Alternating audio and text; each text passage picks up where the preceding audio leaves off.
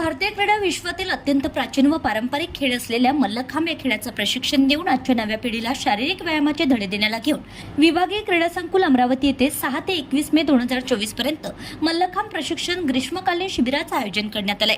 मल्लखांब हा खेळ एक व्यायामाचा प्रकार आहे जो कमीत कमी वेळेमध्ये जास्त व्यायाम करण्यास उपयुक्त ठरतो। या खेळामध्ये लाकडी खांबाच्या सहाय्याने योगासने केली जातात। यातून निरोगी आरोग्याबरोबरच एकाग्रता, समतोल व बौद्धिक क्रीडा कौशल्य वाढीत लागून शारीरिक अभिक्षमतांचा विकास होतो। त्या अनुषंगाने विविध वयोगटात आयोजित मल्लखांब प्रशिक्षण शिबिराला 100हून अधिक विद्यार्थ्यांचा सहभाग लाभलाय।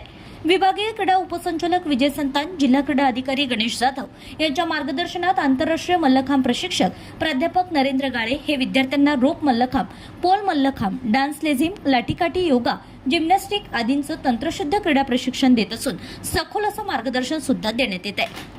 दरम्यान शिबिरार्थींनी मल्लखांबाचे प्रात्यक्षिक सादर करून आपल्या अंगीभूत क्रीडा क्षमतांचं दर्शन घडविलं।